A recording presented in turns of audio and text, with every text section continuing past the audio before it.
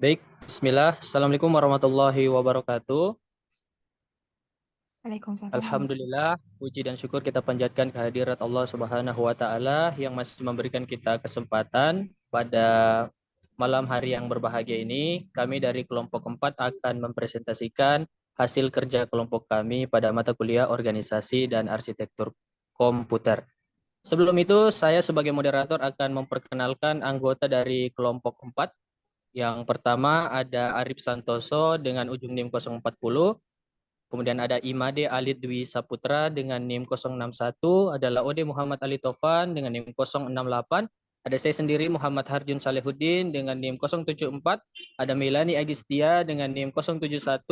Ada Ramadan Fatri dengan NIM 065. Ada Uut Sri Wulandari dengan NIM 085. Ada Waode Nismawati dengan NIM 032 dan ada Yuni Kartika Miratin dengan NIM 014. Baik, next. Adapun yang menjadi concern dari pembahasan kelompok kami yaitu yang berkenaan dengan materi input output dan juga operasi sistem support. Adapun pemateri pertama dari kelompok kami akan dibawakan oleh Saudari Nismawati. Pada pemateri pertama langsung saja saya persilakan. Baik, terima kasih atas kesempatan yang diberikan kepada saya. Di sini saya akan menjelaskan materi tentang definisi peralatan input-output. Jadi, peralatan input pada komputer adalah peralatan yang berfungsi untuk memasukkan data atau perintah ke peralatan proses tanpa melalui peralatan lain. Jadi peralatan input sendiri mempunyai banyak macamnya sesuai dengan fungsi dan kebutuhan dari masing-masing komputer. Jadi perangkat input akan menerima perintah atau instruksi langsung dari pengguna, kemudian peralatan input akan mengirimkan instruksi tersebut ke peralatan proses untuk diolah menjadi sebuah informasi. Selanjutnya, permasalahan dalam input-output dalam berbagai peripheral itu yang pertama adalah menyampaikan jumlah data yang berbeda dan pada kecepatan berbeda serta dalam format yang berbeda. Permasalahan lain yakni adalah semua lebih lambat daripada CPU dan RAM, dan juga membutuhkan perangkat input dan output. Selanjutnya yakni input-output modul. Jadi modul input-output adalah suatu komponen dalam sistem komputer yang bertanggung jawab atas pengontrolan sebuah perangkat luar atau lebih dan bertanggung jawab pula dalam pertukaran data antara perangkat luar tersebut dengan memori utama ataupun dengan register ke register CPU. Dalam mewujudkan hal ini diperlukan antarmuka internal dengan komputer CPU dan memori utama, dan antarmuka dengan perangkat eksternalnya untuk menjalankan fungsi-fungsi pengontrolan. Selanjutnya yang ini external device, yakni secara umum dibedakan menjadi 3 kategori. Yang pertama adalah human readable atau human readable, yakni perangkat yang berhubungan dengan manusia. Sebagai komputer, contohnya seperti monitor, keyboard, mouse, pointer, joystick, dan lain-lainnya. Yang kedua ada machine readable, yakni perangkat yang berhubungan dengan peralatan. Modul sensor dan transducer untuk memonitoring dan kontrol suatu peralatan. Yang ketiga ada communication, yakni perangkat yang berhubungan dengan komunikasi, yakni networking, contohnya yakni modem, wifi, dan NIC. Selanjutnya input-output modul function. Jadi fungsinya ini kontrol dan pewaktuan. Jadi fungsi kontrol dan pewaktuan ini atau control and timing merupakan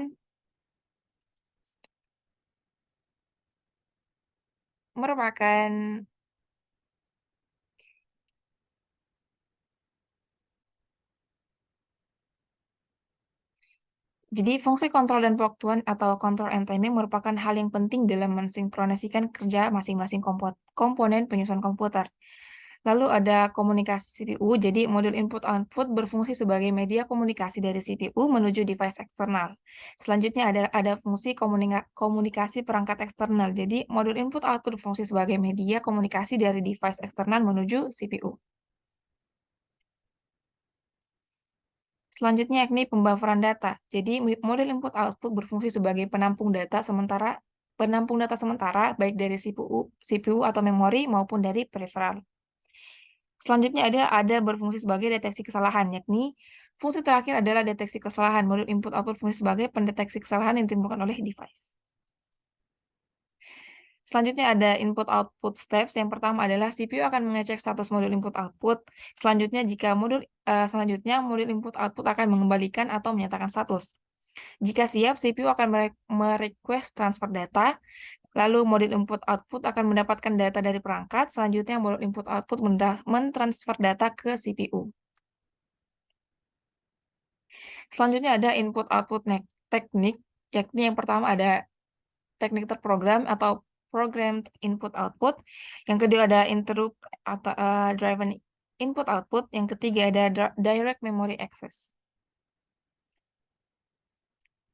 Selanjutnya adalah programmed input output. Jadi yang pertama CPU memiliki kontrol langsung terhadap proses input output, yakni membaca status atau ready, error dan sebagainya. Ada pula memberi perintah untuk read or write secara mekanis. Selanjutnya ada mentransfer data. Dan juga CPU menunggu sampai modul input output selesai mengerjakan suatu operasi. Itu saja materi dari saya. Selanjutnya saya serahkan ke moderator. Oke, baik, terima kasih kepada Saudari Nismawati. Selanjutnya pemateri kedua akan saya serahkan kepada Saudara Ali Tovan. Kepada pemateri kedua langsung saja saya persilakan. Oke, baik, langsung saja. Programmer input dan output. CPU memiliki kontrol langsung terhadap proses input dan output. Membaca mana ini? Ulang dulu. Mana ini? Niswa? Yang ini yang aku baca. Yang mana? Sebelahnya. Bukan yang itu. Ini, dulu. yang ini, Mi. Saya sudah baca yang tadi itu. Baik, silakan Saudara Ali Tovan. Stop. Nanti saya cut videonya. Lanjut, Mi. Oh ya. Ribut TE. Silakan. Oke, baik. Mam Jafar anjing. Tai kucing Teguran binatang. pertama, Saudara Ali Tovan. Lah Jafar dia ribut ganggu. Oi, jangan ribut. Teguran kedua. Keluar. Nah, ulah Harun, langsung. Lanjut. Programmer input dan output detail. CPU merequest untuk melakukan operasi input dan output. Model input dan output melaksanakan operasi ke peripheral. Model input dan output mengakses status bits hasil operasinya. CPU mengecek status bits secara periodik tiap beberapa blok. Model input dan output tidak bisa mengirim interrupt ke CPU. Next.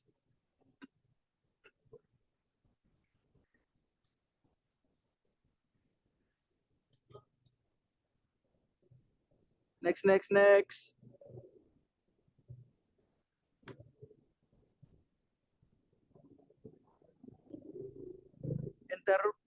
Interrupt driven input dan output.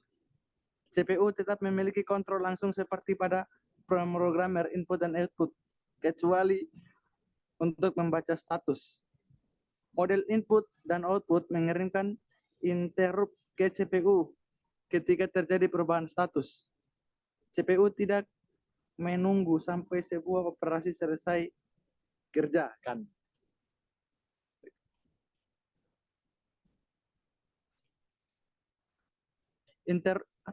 Interrupt driven input dan output basic operation. CPU merequest untuk melakukan operasi input dan output. Model input dan output melaksanakan operasi ke peripheral. Sementara itu, CPU dapat melakukan kegiatan yang lain, melaksanakan proses berikutnya. Model input dan output mengirimkan interrupt ke CPU untuk memberitahukan status hasil operasinya. CPU bereaksi atas status tersebut. Apa ini, Allah. Next. CPU via point.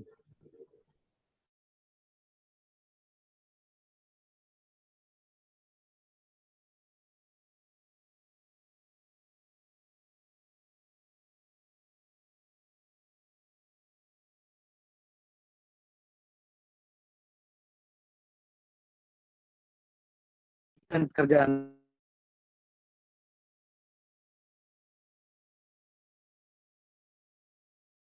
sedang berlangsung dan memproses interrupt. Dalam hal ini, CPU membawa word data dari modul input dan output dan menyimpannya di dalam memori. Kemudian CPU menyimpan konteks program yang sedang dikerjakannya dan melanjutkan eksekusi.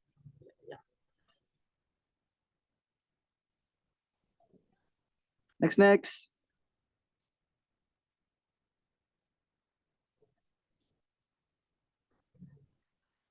Direct Memory Access.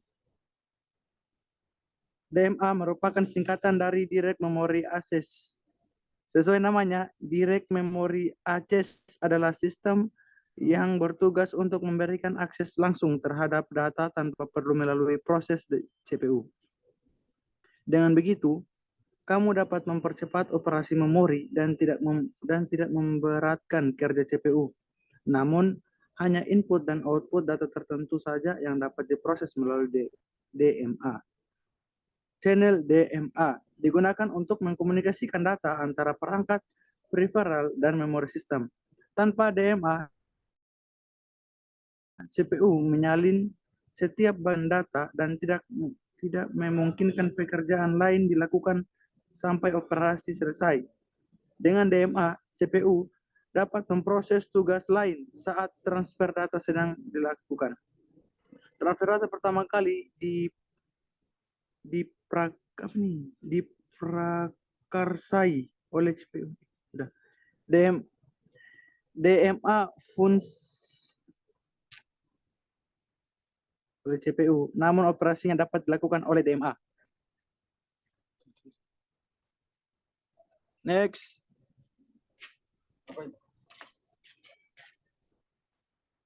DMA Function. Direct Memory Access berguna untuk pengoperasian perangkat yang membutuhkan banyak ruang untuk pengerjaan bersamaan. Sound card dan graphics card misalnya biasanya mengakses data yang disimpan dalam RAM melalui CPU. Namun karena dapat mengakses data sendiri, sebenarnya kedua kartu tersebut dapat dihubungkan dengan DMA untuk membypass CPU. Next. Oke. CPU mengeluarkan perintah ke model DMA dengan mengirimkan ke model DMA informasi berikut ini. Read atau write yang diminta, alamat perangkat input atau output yang dilibatkan, lokasi awal dalam memori untuk membaca atau menulis, jumlah word yang akan dibaca atau ditulis. Kemudian CPU melanjutkan pekerjaan lainnya. CPU telah mendelegasikan operasi input atau output ini kepada modul DMA. Dan modul ini akan menjalankan tugasnya. Modul DMA memindahkan seluruh blok data, word per word, secara langsung ke memori atau dari memori, tanpa harus melalui CPU. Ketika pemindahan ini telah selesai, model DMA akan mengirimkan sinyal interrupt ke CPU.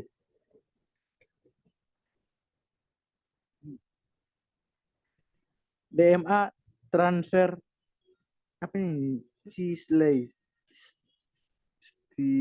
stealing. Pengontrolan DMA sekarang memiliki kontrol penuh bus dan dapat berinteraksi langsung dengan memori dua perangkat input atau output yang akan tergantung pada CPU. Itu membuat transfer data sesuai dengan instruksi kontrol yang diterima oleh prosesor. Setelah selesai transfer data, ini menonaktifkan sinyal permintaan bus dan terpotong nih. CPU menonaktifkan sinyal pemberian bus sehingga memindahkan kontrol bus ke CPU. Kontrol perangkat input atau output ini memulai transfer, maka ia akan mengirim sinyal permintaan DMA ke pengontrol DMA yang mengontrolnya akui jika bebas. Kemudian pengontrol meminta proses untuk bus menaikkan sinyal permintaan bus. Setelah menerima sinyal bus, transfer data dari perangkat untuk pengumpulan DMA yang disalurkan sejumlah perangkat eksternal dapat dihubungkan.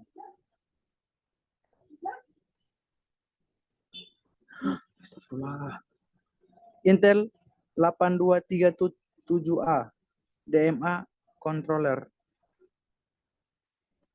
8237 memiliki 4 saluran input atau output bersama dengan fleksibilitas meningkat jumlah saluran. Setiap saluran dapat diprogram secara individual atau memiliki alamat 64K dan kemampuan data. Block control timing, block control perintah program, block encoder prioritas adalah 3 blok utama 8237A. Sinyal pengaturan waktu internal dan eksternal digerakkan oleh blok kontrol pengaturan waktu. Berbagai perintah yang diberikan oleh mikroprosesor ke DMA didekodekan oleh blok kontrol perintah program. Next.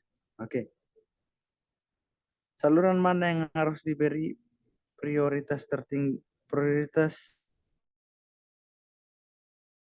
pembuat enkode prioritas. 8237A 7A memiliki 27 registrasi internal. Oke, sekian dari saya. Kembali kepada moderator. Wassalamualaikum warahmatullahi wabarakatuh.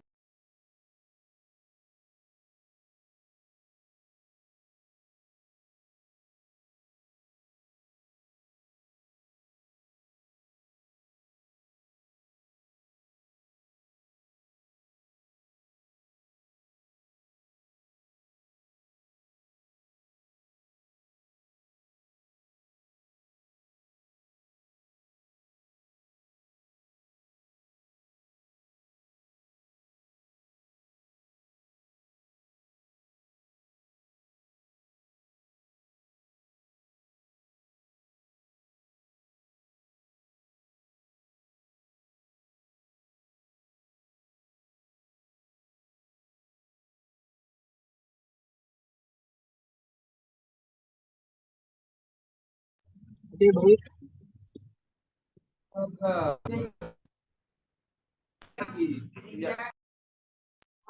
Selanjutnya akan dilanjut oleh pemateri ketiga, yaitu Saudari Melania Gistia. Pada pemateri ketiga langsung saja saya persilakan.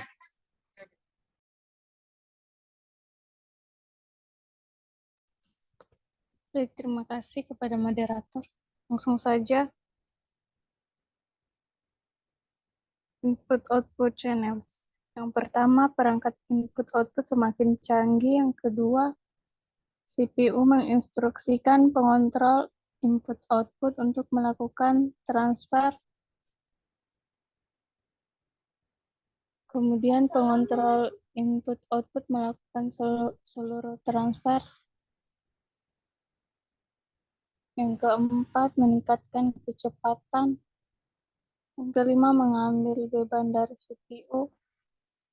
Dan yang keenam, prosesor khusus lebih cepat.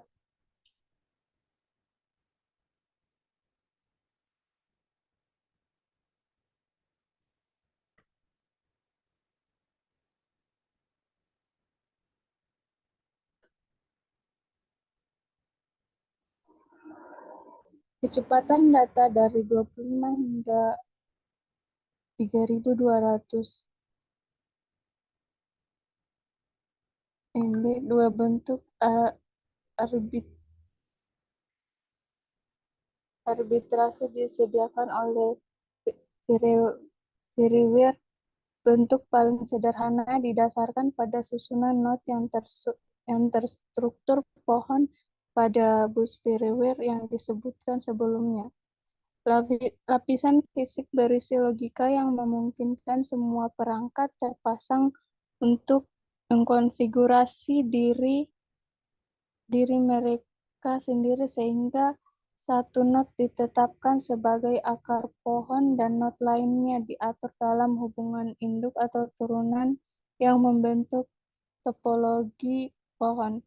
Setelah konfigurasi ini dibuat, node root bertindak sebagai arbiter pusat dan memproses permintaan untuk akses pas di mode pertama datang pertama dilayani.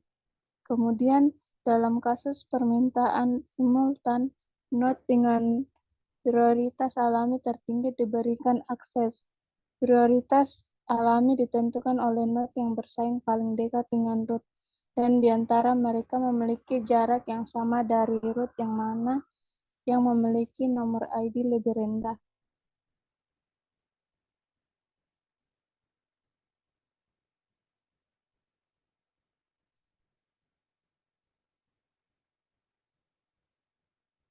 Kemudian metode arbitrase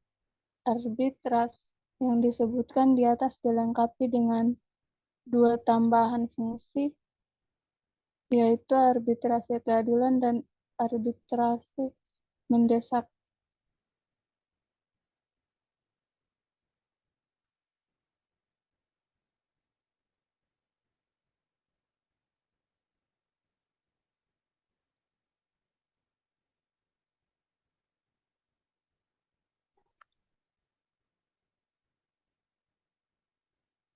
Dengan arbitrase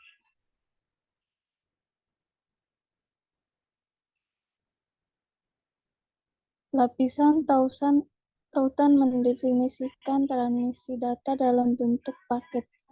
Dua jenis transmisi didukung. Yang pertama, asinkron, jumlah data yang bervariasi dan beberapa bit transaksi. Informasi lapisan ditransfer sebagai paket ke alamat eksplisit dan pengakuan dikembalikan. Kemudian ada jumlah data yang bervariasi ditransfer dalam urutan paket ukuran tetap yang ditransmisikan secara berkala. Bentuk transmisi ini menggunakan pengalamatan yang disederhanakan dan tidak ada pengakuan.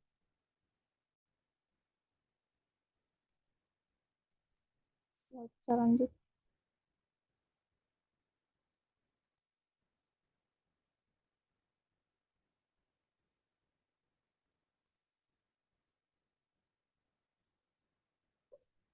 Kemudian ini ada gambar dari very-wire subsession. Slide berikutnya.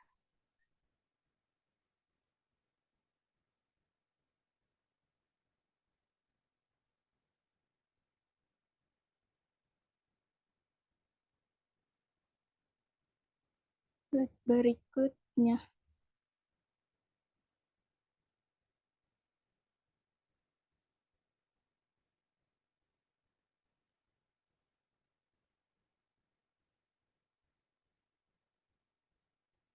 InfiniBand adalah spesifikasi input atau output terbaru yang ditunjukkan untuk server kelas atas 3. Versi pertama dari spesifikasi ini dirilis pada tahun 2001 dan telah menarik banyak vendor.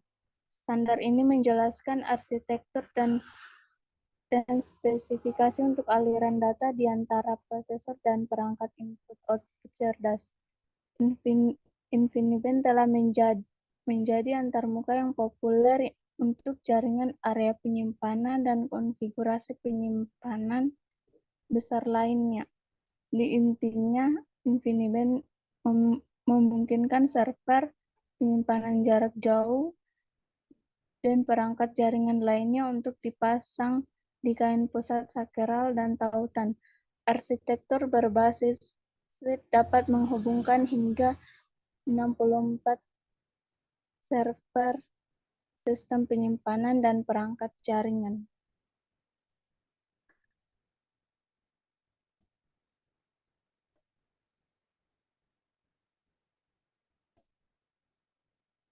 Kemudian di sini ada InfiniBand arsitektur.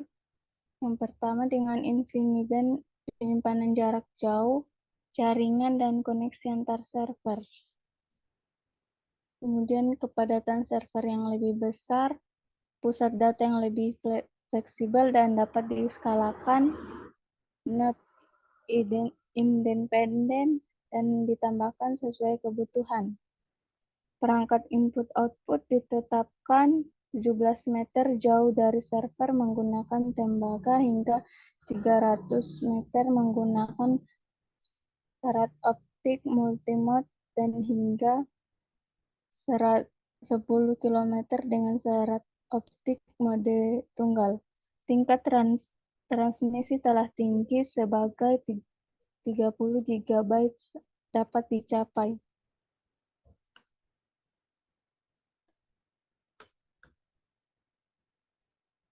Kemudian ini ada gambar dari InfiniBand Suite Fabric. Slide berikutnya.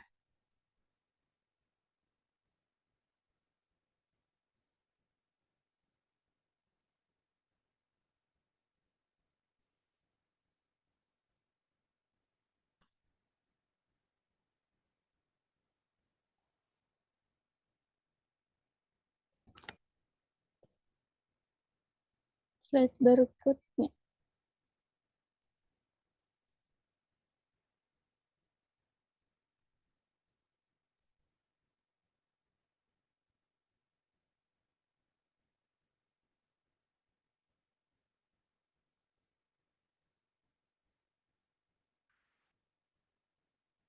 Baik, itu saja yang dapat saya sampaikan. Kemudian saya kembalikan kepada moderator. Oke, baik. Terima kasih kepada Saudari Melania Gestia. Selanjutnya akan dibawakan oleh Teh sendiri. Oke, silakan next.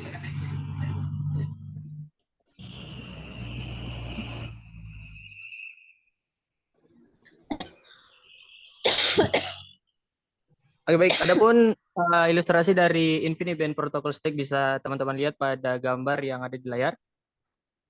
Oke, baik. Next. Kemudian kita melangkah ke materi selanjutnya, yaitu sistem operasi. Yang pertama, adapun tujuan dan fungsi sistem operasi. Operasi sistem adalah program yang mengontrol pelaksanaan program aplikasi dan bertindak sebagai antarmuka antara pengguna komputer dan perangkat keras komputer. Itu bisa dianggap memiliki dua tujuan. Yang pertama, kenyamanan, yaitu operasi sistem membuat komputer lebih nyaman digunakan. Kemudian yang kedua, ada efisiensi, yaitu operasi sistem memungkinkan sumber daya sistem komputer digunakan secara efisien. Oke, baik, next. Adapun layers and view of a computer system bisa teman-teman lihat pada gambar yang ada di layar. Selanjutnya, operasi sistem service. Secara singkat, operasi sistem biasanya menyediakan layanan di area berikut. Yang pertama, pembuatan program, eksekusi program, akses ke program input dan output, akses sistem, deteksi dan respon kesalahan, dan akuntansi.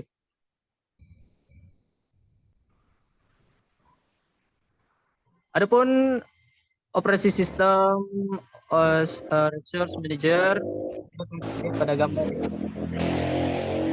Adapun types of operating system, yaitu yang pertama sistem interaktif, kedua sistem batch, ketiga sistem pemrograman uni, dan multi programming.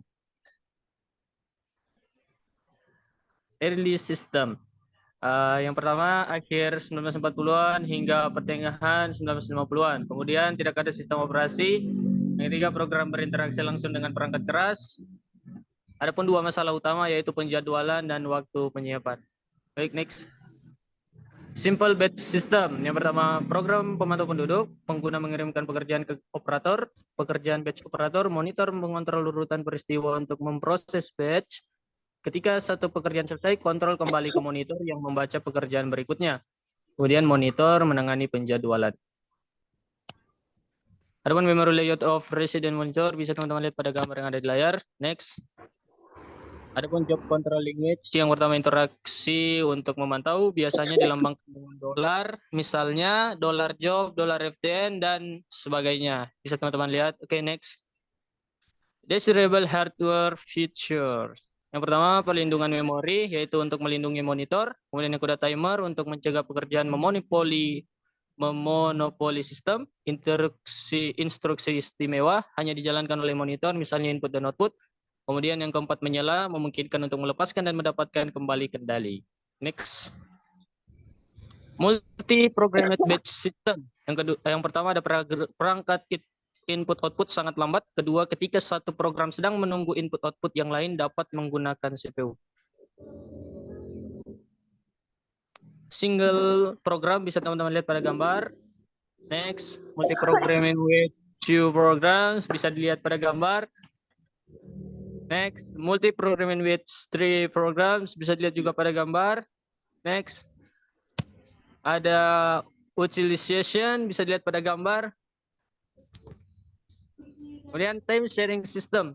Yang pertama mengizinkan pengguna berinteraksi langsung dengan komputer. Kedua multi-programmer, yaitu memungkinkan sejumlah pengguna untuk berinteraksi dengan beberapa pengguna. Next. Ada scheduling, yaitu yang pertama kunci untuk dapat multi-programming. Kedua long term, ketiga medium term, empat short term, dan terakhir input dan output. Next. Adapun long term scheduling, yang pertama ditetapkan di mana program diajukan untuk diproses, kedua derajat pengontrolan multi-programming, ketiga saat diajukan sebuah job akan diproses untuk penjadwalan short term atau akan menukar job untuk penjadwalan medium term. Next. Medium term scheduling, yang pertama bagian dari fungsi penukaran, kedua biasanya berdasarkan pada kebutuhan untuk mengatur multi-programming, ketiga jika tidak ada virtual memory maka pengaturan memori juga sebuah issue. Next.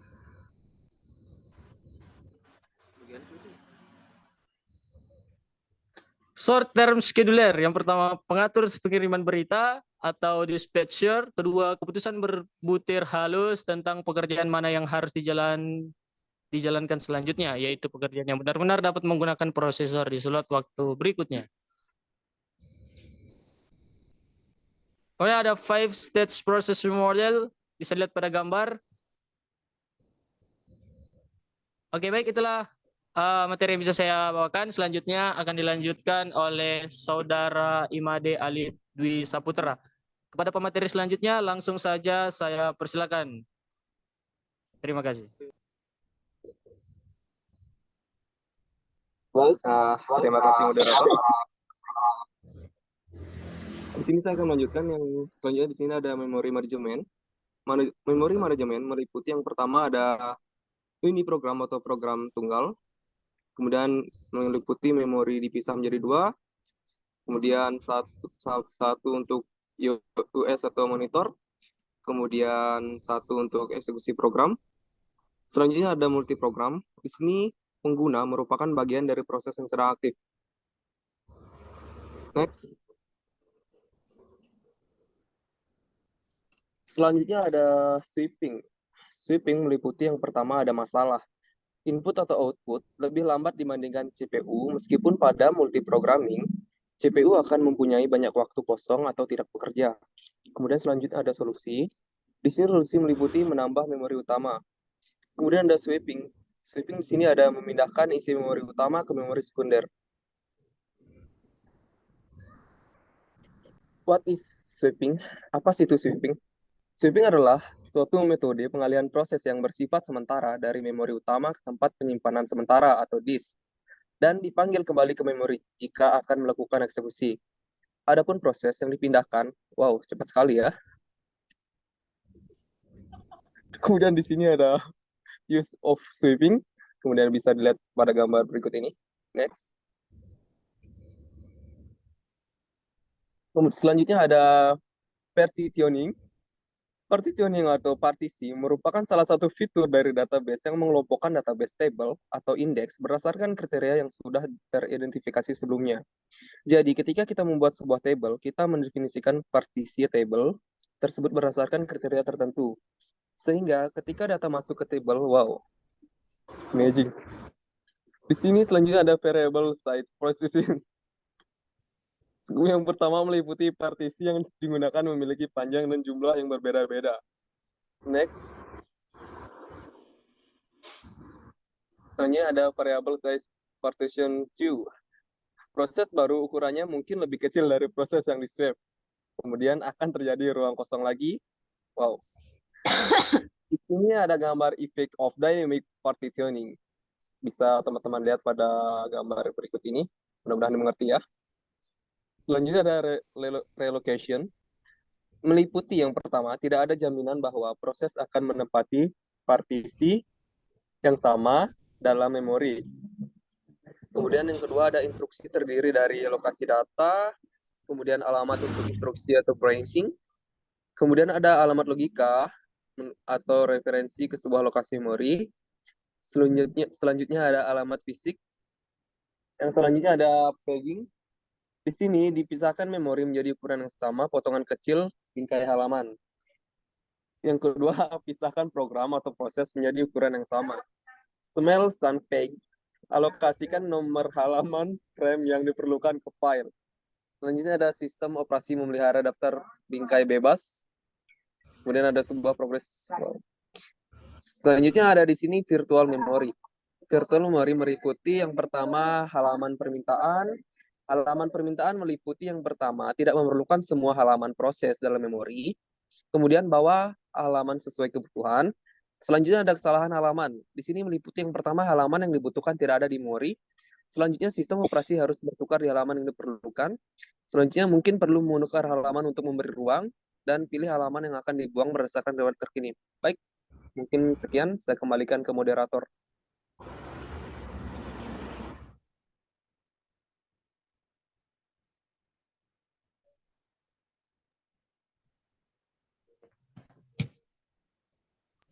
Oke, Baik, baik, langsung. selanjutnya akan dibawakan oleh saudari Uut Sri Wulandari. Kepada pemateri selanjutnya langsung saja saya persilahkan. Baik, terima kasih. Tracing yang pertama adalah terlalu banyak proses dalam memori yang terlalu sedikit. Yang kedua, sistem operasi menghabiskan seluruh waktunya untuk tertukar. Yang ketiga, sedikit atau tidak ada pekerjaan nyata yang dilakukan. Yang keempat, lampu disk yang menyala setiap selanjutnya.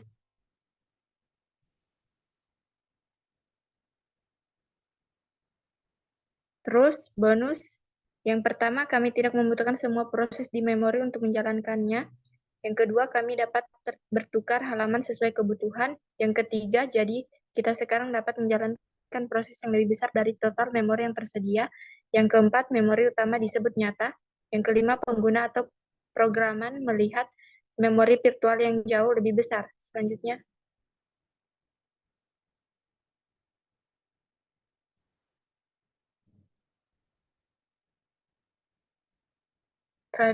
Trilaration location buffer. Yang pertama, setiap referensi memori virtual menyebabkan dua akses memori disk.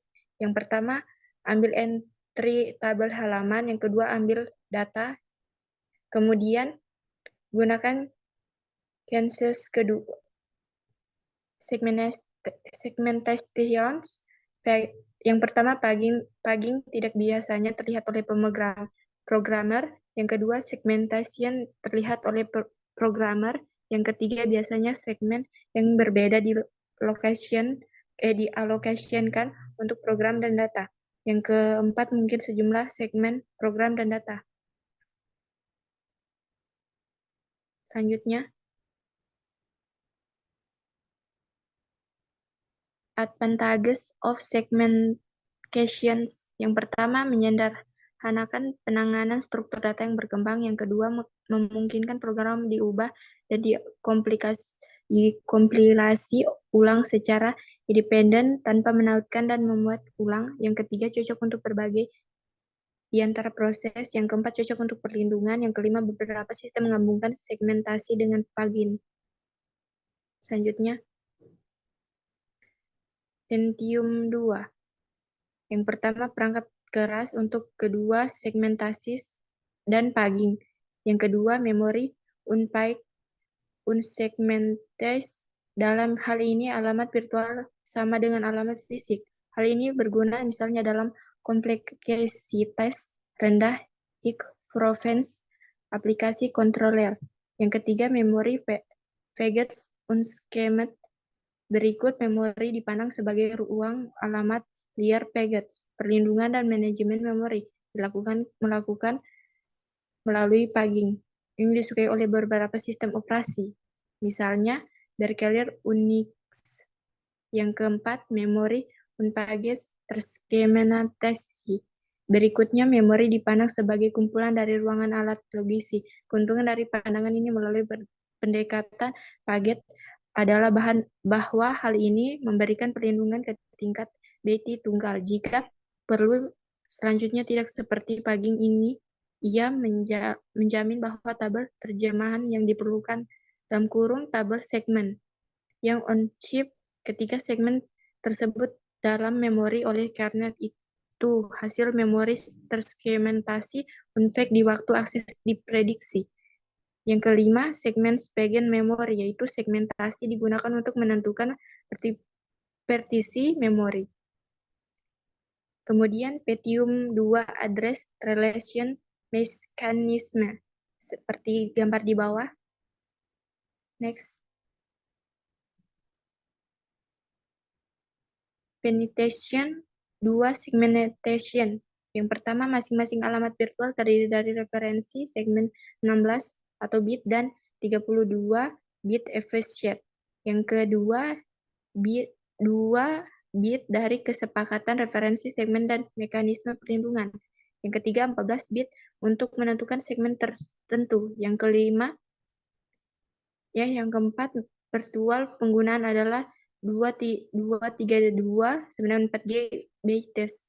Yang kelima, tersegmentasi 24 atau 64 bytes. Bisa lebih besar tergantung pada proses mana yang aktif. 1/2 dari ruang alamat virtual atau 8G segmen dan 4G base setengah bersifat lokal dan berbeda untuk setiap proses. Sekian dan terima kasih.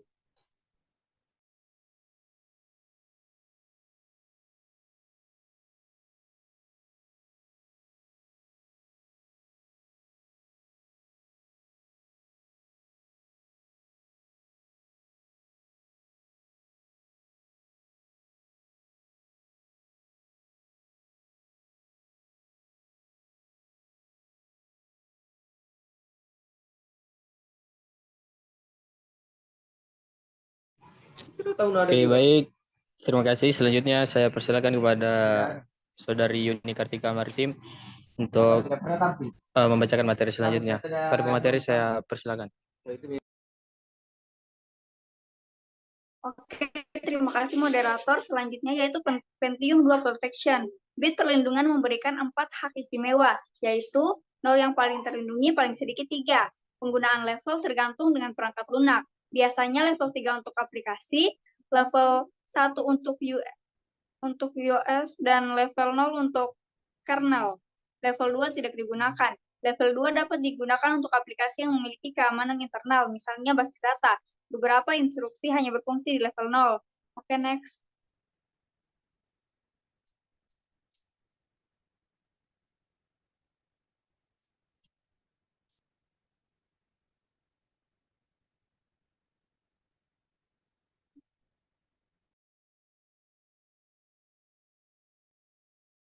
Pentium 2 Paging. Segmentasi merupakan fitur opsional dan dapat dinonaktifkan. Ketika segmentasi digunakan, alamat yang digunakan dalam program adalah alamat virtual dan dikonversi menjadi alamat linear. Mekanisme Pentium 2 sebenarnya paging tidak digunakan di tingkat tabel operasi pencarian. Tingkat pertama sudah direktori halaman yang berisi hingga 1024 entry yang sesuai dengan halaman 4 KB. Dapat menggunakan satu direktori halaman untuk semua proses, salah satu direktori halaman untuk semua proses, atau beberapa kombinasi dari keduanya. Direktori halaman untuk tugas saat ini selalu dalam memori utama. Next.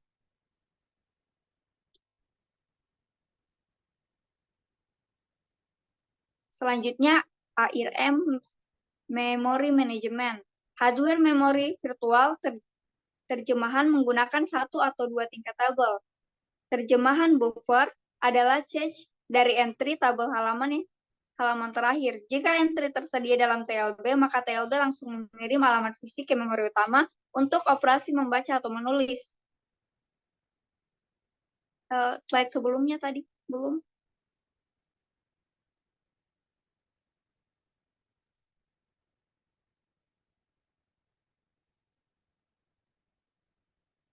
Untuk membaca atau menulis. Selanjutnya, data yang digunakan dipertukarkan antara prosesor dan memori utama melalui cache. Jika sebuah organisasi cache yang logis digunakan, maka persediaan ARM bahwa alamat langsung ke cache serta memasuk ke TLB saat terjadi cache. Misalnya, jika sebuah organisasi cache yang fisik digunakan, maka TLB harus memberikan alamat fisik ke cache.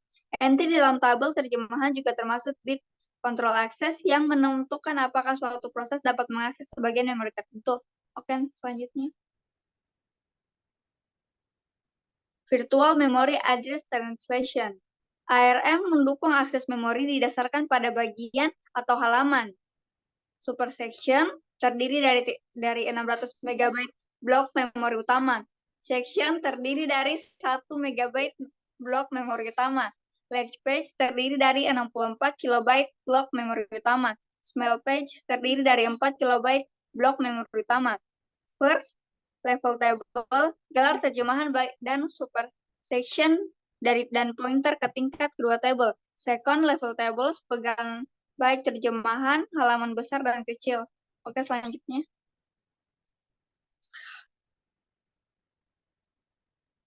Selanjutnya, ARM Memory Management Parameter.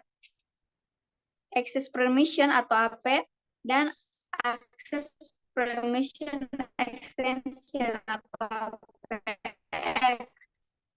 Bit kontrol akses ke wilayah memori yang sesuai. Jika akses dibuat untuk memori tanpa izin diperlukan, patahan izin dinaikkan. Selanjutnya, bufferable atau bufferable byte menentukan dengan byte text bagaimana menulis buffer untuk memori searchable. Selanjutnya, searchable byte menentukan apakah wilayah ini memori dapat dipetakan. Selanjutnya, domain merupakan koleksi kontrol memory regions. Akses dapat diterapkan berdasarkan domain. Node global atau NG menentukan apakah selanjutnya.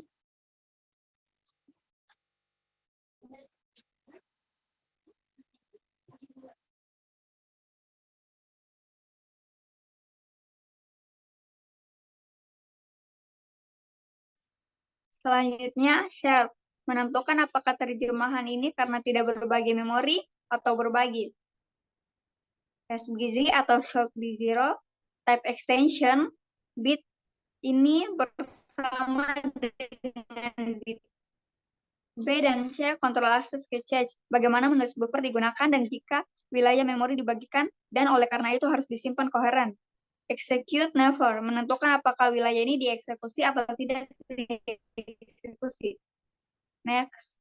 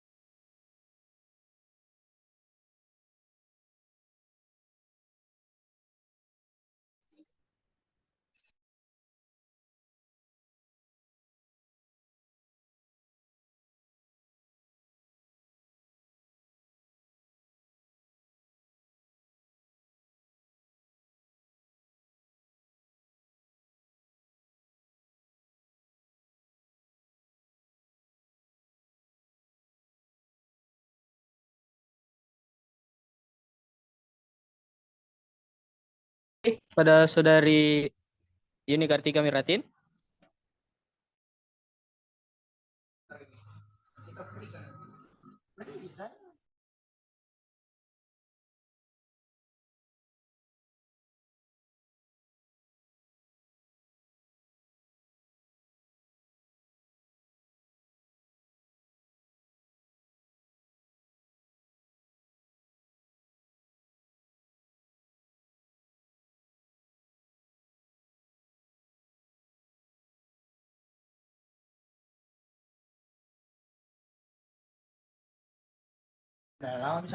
Baik, terima kasih. Itulah tadi hasil presentasi dari kelompok 4. Demikianlah hasil kerja kelompok yang bisa kami presentasikan. Lebih dan kurangnya mohon dimaafkan. Saya mewakili kelompok 4 mengucapkan terima kasih dan memohon maaf bila ada kekurangan dalam slide kami. Selebihnya kami serahkan kepada teman-teman sekalian. Baik, mungkin demikian saja. Assalamualaikum warahmatullahi wabarakatuh.